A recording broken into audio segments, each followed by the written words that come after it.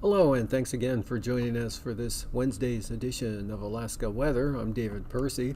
Up first, first graphic on hazardous weather graphic showing a few yellow areas there. Susitna Valley, Matanuska Valley, as well as Anchorage, the Anchorage area there. That's a flood advisory for all the small streams and rivers draining the Susitna Valley, or the Susitna River and Matanuska Valley areas.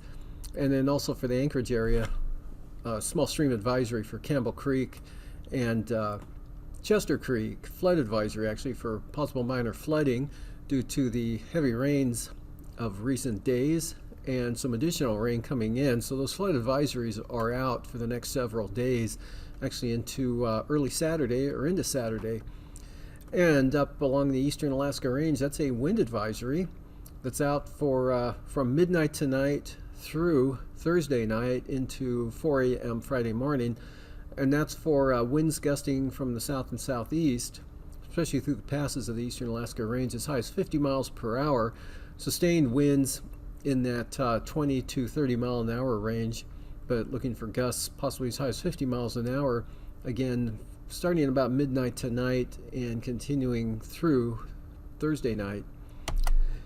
And for the satellite imagery, you can see another intense storm moving into the Yukon and Kuskokwim Delta, intense for July standards, bringing gale force winds and moderate amounts of rain.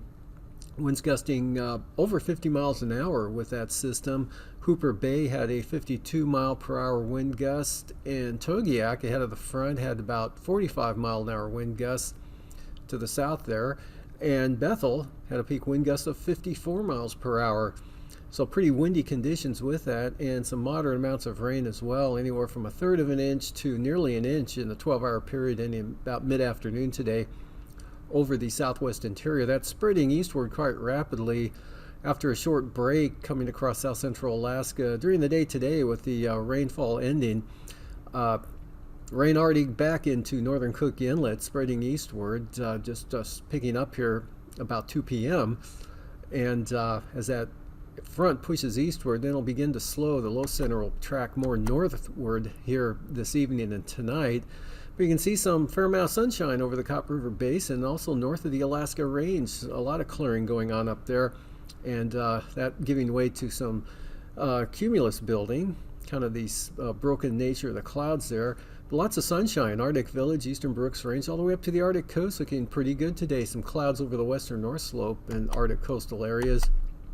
Looking at the infrared, you can see that low center swinging into the southwest interior, right in off the Bering Sea with a good westerly flow, pushing it along the front to Bristol Bay, pushing across the Kuskokwim Valley, and the rain now has jumped the Alaska Range and spreading back into south central Alaska. Yesterday's front now brought rain into the Panhandle, especially over the central and northern areas. Lighter amounts down to the south. And rolling this through once again, you can see the skies clearing out, a break between those two systems, shifting eastward, but making for not a bad afternoon, although temperatures still on the cool side with mid to upper 60s over areas of the eastern and northeast interior. And on the chart today, 993 millibar low moves into the southwest interior with those gusty winds and rain, again the gale force winds associated with it in the southern quadrant, but winds will be on the increase there. Looks like gale force winds as that low moves northward tomorrow, but tonight it moves over the Seward Peninsula, so look for increasing winds. St. Lawrence Island, Yukon Delta coast becomes west-northwesterly. Winds diminish though over Bristol Bay, Kuskokwim Delta south to the Alaska Peninsula. Rain will move into Kodiak Island, looks wet tonight, wet for south central Alaska. Showers, numerous showers west of the Alaska Range, Kuskokwim Valley, and the deltas. Look for a good shot of rain up over the lower Yukon River area. and the Seward Peninsula, with rain up to the Noatak Valley and some showers eastward across the Koyukuk Valley.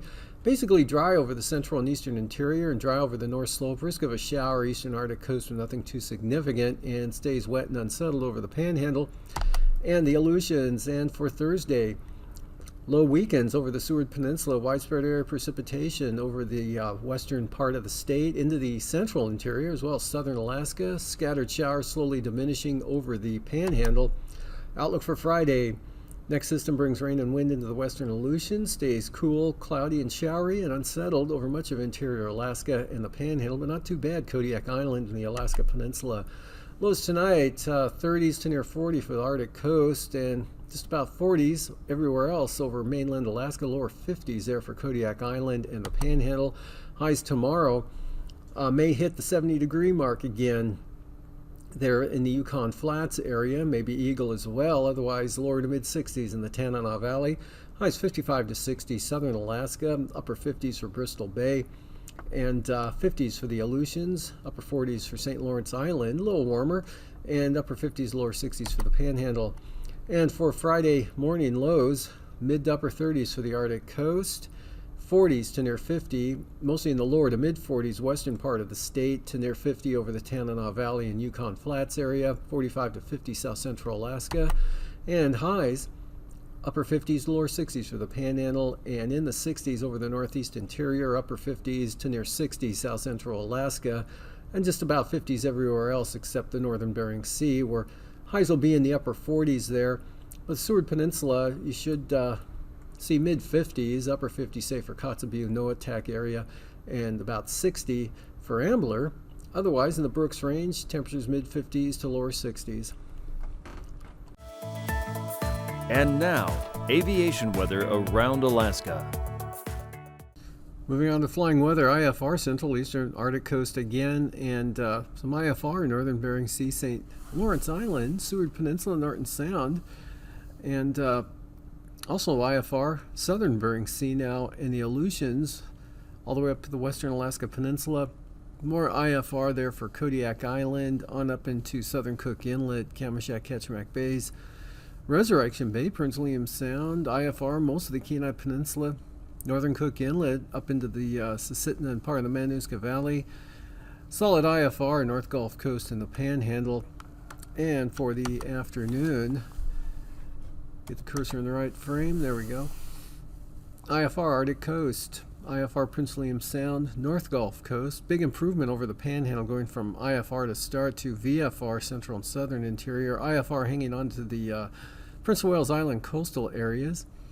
IFR, Western Alaska Peninsula, westward to Shimianatu, northward there across the Pribilofs, Nunivak Island, St. Lawrence Island, through the Bering Strait, Western Seward Peninsula, and marginal VFR over much of the central western interior, southwestward to Bristol Bay and the Aleutian Range. And for Friday morning, a little bit of IFR there around Wainwright, the Arctic coast, otherwise marginal VFR, North Slope. Pretty good IFR zone there over the eastern central interior, on down through the Copper River Basin, eastern Prince William Sound, eastern North Gulf Coast, Yakutat to about Elfin Cove. Surprisingly VFR for the Panhandle. And we've got marginal VFR to the Pribilofs and across Bristol Bay, and IFR, eastern Aleutians, westward to probably the Komodorskis.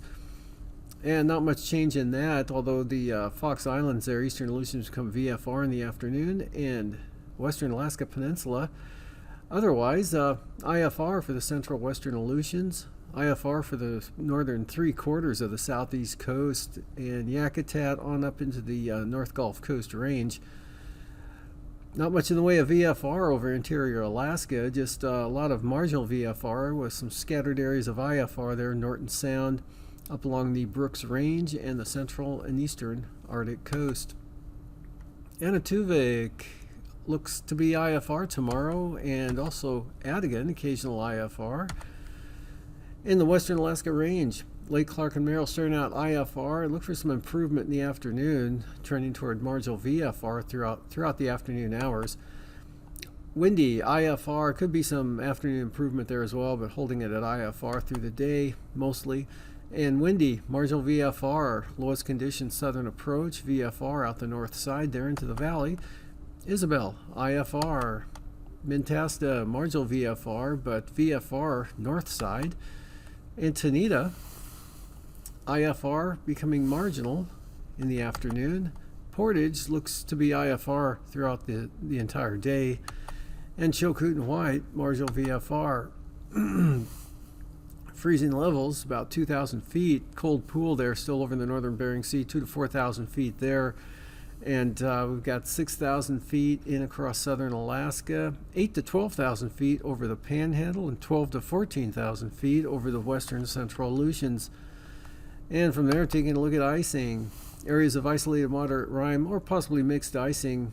Prince William Sound and northern Cook Inlet, Manusquesit Valley, Kuskokwim Valley, and mostly the Yukon Delta northward all the way to the North Slope western Arctic coast and the northern Bering Sea there, but icing free for the Panhandle, southwest interior, Bristol Bay, Kodiak, the Aleutians, and Pribilofs. Really no icing threats there. And for the jet stream, upper level low over Norton Sound and a strong westerly flow on the south side of that system, 90 to 110 knots right across the Bering's core of the jet, right across the Alaska Peninsula. And it kind of splits there east of Kodiak Island, one branch taking off to the north through interior Alaska, 70 to 85 knots, and at 9,000 feet. Pretty good winds blowing around that low center over the Seward Peninsula, about 45 knots, and then westerlies, 40 knots over the eastern Aleutians, and south 45 right across the central Alaska range and into the Tanana Valley. And 3,000 feet south, 40 knots, Prince William Sound, 40 to 50 knots around the low center near the Bering Strait coast. Surface 6,000 feet. Look for considerable moderate chop there for the Yukon Delta, Nulato Hills, Norton Bay, and isolated moderate chop for the western part of the coast.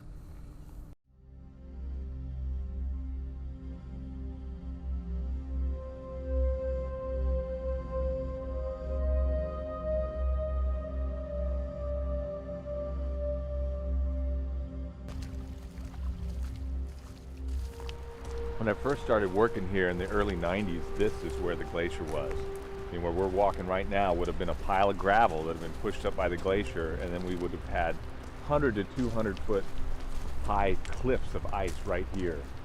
And as you can see, that's changed quite a bit. And if you look at that in 2 dimensions, you can sort of see the terminus used to be here, now it's back there. That gives you one measure. What that kind of 2-dimensional look doesn't show is how much mass has been lost, that the glacier has just sort of deflated. These 200-foot cliffs of ice have disappeared and pulled back to this gentle sloping glacier you see now. When I was working in Kenai Fjords National Park, I used the topographic maps to navigate where I was, and I realized that the mapping of the glaciers was really off. The glaciers had receded a lot. There were new rivers and lakes that were establishing where the ice used to be or should have been according to the maps. And so then I did a study on this and found out that we had a 5% loss of glacier ice mass in the Kenai Fjords area between 1950 and 1985. Big change. You know, one of the most compelling things we do, though, to document glacier change is simply take photographs. We've had repeat photography projects here at the park. They may not give you the most accurate data in terms of how much mass or real specific measurements, but what they do give you is a visual representation that can't be argued with. I mean, it really requires no interpretation.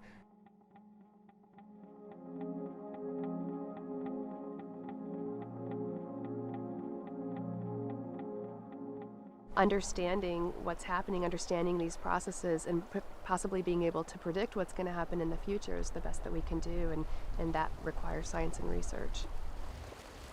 There's considerable research on climate change in Alaska. The most significant, I would say right now, is the Natural Resources Inventory and Monitoring Program, which is looking at change across a wide variety of vital signs or indicators. Kenai Fjords National Park is actually a pretty good representation of what's going on globally with regards to glacier ice retreat. There have been studies showing that mountain glaciers are retreating all over the planet. There are probably well over 90% of the glaciers are in retreat status. There are a few that are advancing and some are holding their terminus point. But at Kenai Fjords, the tidewater glaciers are retreating more dramatically, but even the land-based glaciers in the terminus positions are retreating. It's pretty common for all the mountain glaciers. The big mountain glaciers in Wrangell St. Elias National Park, they're mostly in retreat too. We're really entering an interesting phase where what we call the cryosphere, the ice on the planet, is melting. You know, in the more immediate past, it's clear that since the Pleistocene, glaciers have been retreating. So the idea that glaciers retreat is nothing, is no revelation. They've been retreating from across North America for the last 10,000 years. What appears to have changed and what has people's attention is the rate at which they're retreating. In the case of Exit Glacier, you know, we have scientists who've been looking at it. We have evidence that the glaciers left behind, where we can track that retreat for about the last 200 years. And we can say with confidence that in the last decade, that rate has increased. Terminus mapping is a great way to map a small portion of the ice field. We come out twice a year and we use a GPS to walk the edge of the terminus and map the farthest extent of Exit Glacier. And that allows us to see what type of changes are occurring over the winter accumulation period and the summer ablation period. With that data, that can help us as we witness these changes within the ice field, we can hopefully be able to correlate that with the weather data that we have. You know, when you look at an ice field that's 750 square miles, when you look at a glacier that towers hundreds of feet high, you get a sense of permanence. You think these things are massive, they're somehow a permanent sort of feature, and yet in a very short period of time, in a matter of a couple of decades, we've seen dramatic change in those things. At Exit Glacier, we have a time-lapse camera set up on the glacier that allows us to take a couple photos every single day, and then to put that sequence of photos into a video where we can see changes of the glacier and the vegetation phenology throughout an entire year. Virtually all the glaciers in Alaska are receding. Some glaciers are moving forward. That's not an indication that they're actually growing in size. It's just the rate at which they're slipping down the mountain. In some cases, some of these glaciers are receding back up onto land, and so they're producing less ice. When you change the glacier systems, you're changing habitat for marine mammals and other wildlife. And the populations of harbor seals have dropped dramatically in the fjords. In 1980, shortly after the establishment of the park, in Island Bay, we had maybe 1,500 harbor seals. Nowadays, you know, it's a few hundred. In Arctic environments, much of the sunlight that reaches the Earth bounces back because it hits snow and reflects off into space, or ice on the ocean and reflects off into space. That's the albedo effect. When the snow thaws and instead you have rock or vegetation, or when the ice thaws and you have transparent ocean, the sunlight will convert to other wavelengths that'll convert essentially to warmth. That does not bounce back into the atmosphere as much.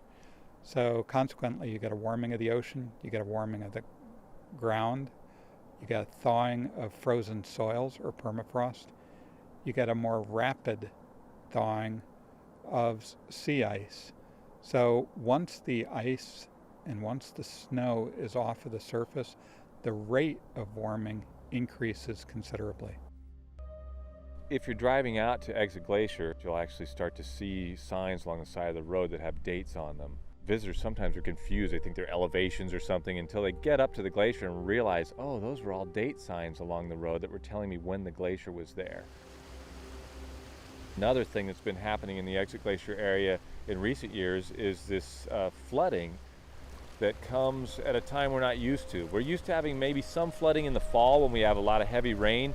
This has suddenly been some flooding that's coming in the middle of the summer, usually not associated with precipitation events. It's associated with warmer weather and melting. When you walk down one of our trails that leads to Exit Glacier, there are a number of ways to get out there, but what used to be the main route is no longer really the main route because of the way the glacier has changed. So So this main route to the glacier used to provide dramatic views of the glacier as you walk towards it. In fact, there was a large kiosk built at the end of this trail for people to stop and rest and enjoy the view of the glacier. Now, if they stop and rest at this kiosk, people think, why did the park put a kiosk here? Because it looks out at some shrubs. And there's no glacier within view anymore. The way we solve big problems like this is not all at once. There's a thing called the Sokolov's wedges, and you just take a little bite of the pie, one sliver at a time. So we try to do incremental changes. When we talk to people about our concerns about climate change, about the changes that are happening to the glacier, we also want to leave them with some idea of what we're doing to mitigate some of the effects of climate change. For example, here at the park, as we retire vehicles out of our fleet, we try to replace them with electric vehicles or hybrid vehicles. We've done things like at the Exit Glacier Nature Center, helping to sort of experiment and install a cutting-edge fuel cell as opposed to running some traditional power source out there that relies on some sort of more greenhouse-producing gas.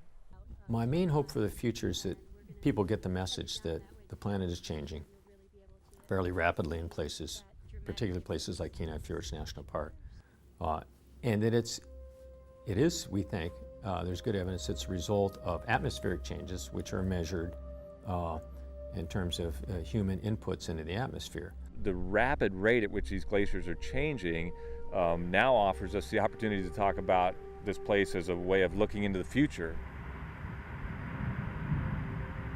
In a lot of parts of the country, climate change issues are a little more subtle, and we can point here and say, look how fast this is changing. This is what the future holds for perhaps a lot of us and a lot of the planet as climate continues to change. I'm optimistic that people and nature will adapt to change, but my expectation is that change will occur. Time will tell.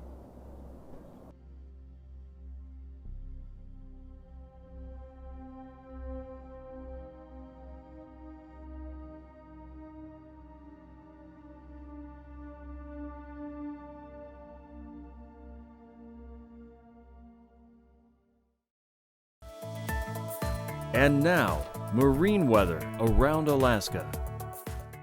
Welcome back. Coastal water forecast. Pretty light winds for the southeast coast tomorrow. South coast, variable to southwest winds at 5 to 10 knots.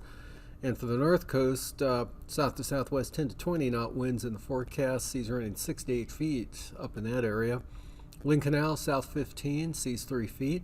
Central southern interchannel, southeast winds 10 knots, seas 2 feet. And for the day on Friday, southwest winds 15 knots, seas 7 feet for the south coast. North coast, south 20 knots. Clarence Strait, south winds 15 knots with 3-foot seas. Stevens Passage, southeast winds at 10 knots with 2-foot seas. And southeast winds 15 knots for Lynn Canal, seas 3 feet. North Gulf Coast, south winds 20 to 25 knots, seas 6 to 7 feet. Prince William Sound, southeast winds at 20 with 4-foot seas. Cook Inlet, south to southeast winds 10 to 15 knots, and light variable winds for Kamishak Bay. Barren Islands, south winds 20 knots. And for Friday, west winds 20 knots, both for the Kamishak Bay and Barren Island areas with seas 4 to 5 feet. North Gulf Coast, southwest winds 20 knots, seas 6 feet, and Prince William Sound, southeasterlies at 20 knots with 4-foot seas. Cook Inlet, Friday, south to southwest winds 20 knots. Kodiak Island, southwest winds 20 knots, seas 8 feet. Alaska Peninsula, west winds 15 to 20 knots. Bristol Bay, winds will be out of the west at 20 knots with seas at 7 feet. Friday, Alaska Peninsula, south winds 15 to 20 knots. Southwest 15 for Bristol Bay. Kodiak Island, west-southwest 15 to 20 knots. Eastern Aleutians, west winds 10 to 20 knots for the day on Thursday with 6 to 7-foot seas. Central Aleutians, westerlies at 15 to 20. And for the western Aleutians, south to southwest winds only at 15 knots. Those increase on Friday out west there to about 20 knots out of the east. Central Aleutians looking at east-southeast winds at roughly 20 knots, seas at about 6 feet. Fox Island's about the same. Eastern Aleutians there looking at east to southeast winds at 20 knots. And looking at gales tomorrow, northwest 35 knots as that low center pulls up over the Seward Peninsula and slowly weakens, but still strong enough to put gales there for St. Lawrence Island.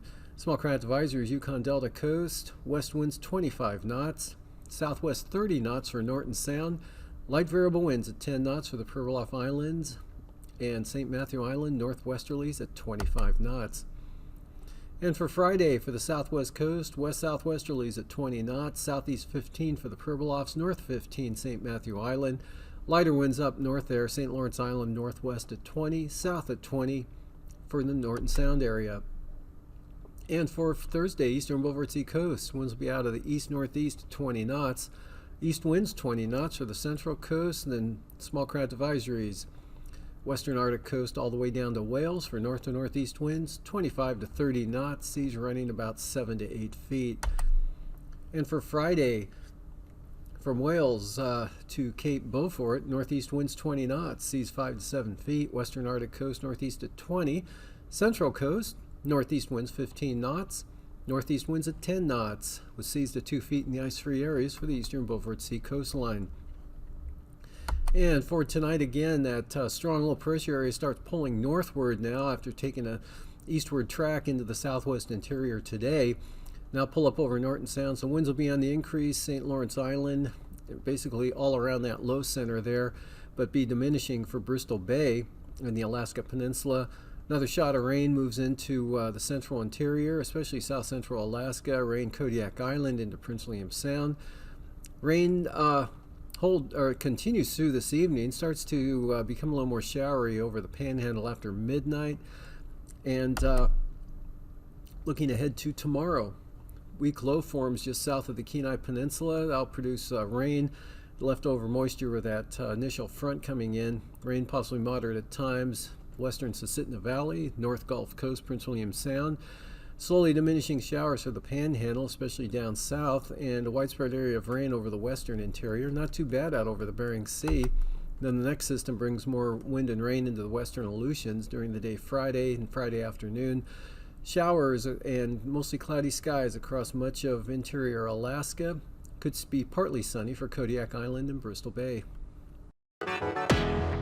These forecasts are for planning purposes only. Call 1-800-WX-BRIEF for a formal pre-flight briefing. Always file a flight plan before you go flying. The U.S. Coast Guard Auxiliary urges you to leave a float plan with a friend or the harbor master before you go boating.